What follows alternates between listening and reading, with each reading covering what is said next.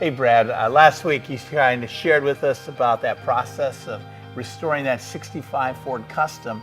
And I have to believe that when you got this vehicle, it had to have a good deal of rust on it. Tell me a little bit about what you do to take off that rust. Well, rust is a real problem with a car because you can't just paint over it, you can't gloss over it, you got to dig it out, make it go away. And this is an example of what I'm talking about. Although this car came out of Texas, it's exposed to water, salt, things like that.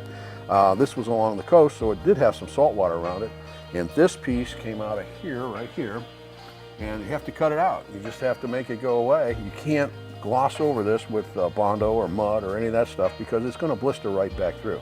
It'd be a temporary fix at best. So you got to cut it out, and it's not fun. And you got to fix it. Yeah.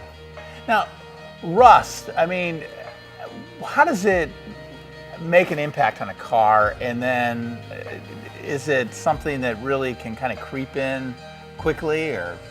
It happens over a period of time. Here in Ohio, we get a lot of rust underneath our cars. In Florida, in the southern states along the ocean, they get rust from the top down. But everywhere you go, there's some kind of corrosion. So it's a problem, and it starts from the day the car's built, and it never goes away. And it's working when you're sleeping. It keeps going. So you've got to get ahead of it. And there's a lot of products now that help, slow rust down.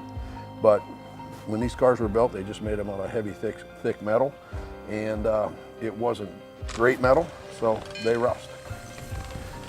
This car came out of Texas, and it rusted from the top down. It apparently sat along the coast, and so there was a piece of rubber that sat here, and it held the moisture. This part's not available from Ford, and nobody remanufactures it. So thus, I found a junkyard in Arizona that had a section. I had them cut the section right here and ship me that part. We'll cut that apart and weld the new old section in there. Sin begins to corrode our life in often very subtle ways. You ever notice in our own life, it isn't like we immediately start to cheat or lie or strike people down. It starts subtly. A bold-faced lie really starts with a small white lie. A full-blown affair starts with just a subtle flirtation.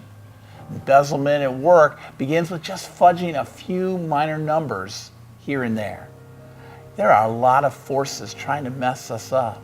Little things can create huge problems, and before we know it, your life is in far worse shape than this 65 Ford Custom that was rusted out. Often we are tempted to think we are beyond repair, and we just got to go to the junkyard. But when we realize we can't restore ourselves, we need a master restorer, that God can begin to work and make us something beautiful, for restoration is always possible.